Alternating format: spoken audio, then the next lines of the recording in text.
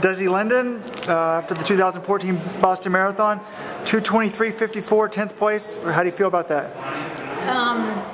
The best 10th place ever, and I say that personally, but also I looked up the stat and actually literally it's the best time for 10th place in a women's marathon ever. So it's a good feeling. It's a sign that I am on track, and I think I'm going to get better from here. So that's today was good for me. I'm really happy. Well, I'm glad to hear that you're kind of happy with it, because you know, during the race, when they went out so fast, people on the message board and the internet were like, "What's Desi doing? Why isn't she going with them?" And I was like, you know, she told me yesterday or Friday that she couldn't run 2:18 pace. You know, you kind of knew that coming in, and that's what they were doing. But I was wondering mentally how you were going to handle that. Was it really tough to sort of, I mean, the dream was obviously to win, to sort of, right off the bat, everybody's sort of, you got to do your own thing. Yeah, I mean, I have confidence running by myself and knowing my pace. I think when you see a pace like that, you know there'll be carnage late. You just kind of assume people are going to come back, and it's like, all right, just be patient now, and then you'll pick people off, and that's going to give you momentum. Today was just unreal. Nobody came back. I think I passed 3 people in the whole race. But kind of that hope hanging out there, like, okay, maybe it's the next mile, maybe it's the next mile.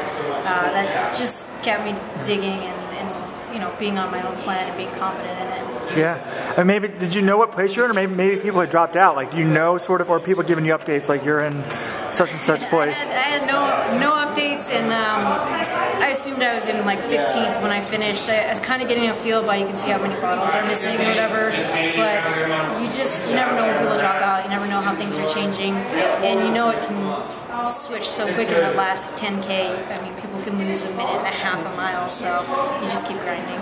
Yeah. What was the crowd like today? It was great. I think the crowd got me through it, really, as someone who, you know, didn't have much going on around me. I don't usually tap into that emotional side, but it was almost kind of boring out there. So I was doing a little of this, and I was running by myself, so they were loving it. And it was fun. I mean, I really had a lot of fun out there. So you pretty much ran the whole race by yourself?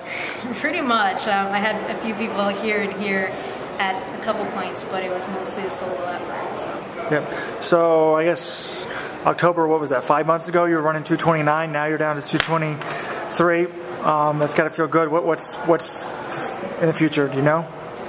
I think the biggest thing I need is to work on a little bit of turnover, get a little quicker, whether that's on the track or just a half marathon and road stuff. I'll do some shorter things and get that going again, but it's going really well. We're building momentum again. Today was a nice step forward, a big confidence boost, and I'm excited to be back in it.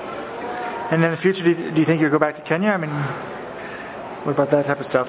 Yeah, I enjoyed that. I really liked the atmosphere and just training in the quiet of just being away. So if it works out and it makes sense, I will definitely go back. I think it was very beneficial.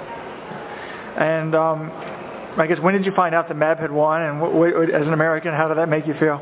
I actually finished up and walked straight into the recovery room, and he was, I think, up by 50 seconds, and I was getting updates while getting massage, like, okay, it's kind of closing, but I think he's going to win.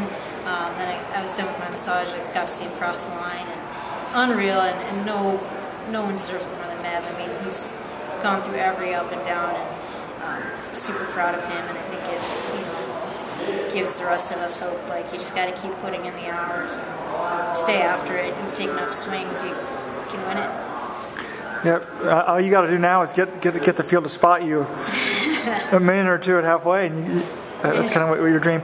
I mean, coming in, are you at the start line kind of hoping, like, I'm hoping it's tactical, I hope it's slow, or what's your mindset sort of going into the race? No, I think actually I'm hoping it's 87 degrees or, you know, like a headwind, and it's just anything that's going to make the field uncomfortable. But for me this time, this was great, and I had to do my own thing. I think next time I just hope that I'm stronger and can be in that group and then race from 10K in. It's just, I clicked off 5:30s by myself pretty evenly. Next time maybe it'll be 5:25s, and then just keep getting better and better, and hopefully put yourself in it to compete. Can you compare your sort of performance today, I mean, there was no tailwind, to 2011? I mean, do you think you're in the same shape, better shape, slightly worse shape, or is it hard to say? I think I'm probably probably, I mean, I'm not as good as I was in 2011, but it's obviously heading in the right direction.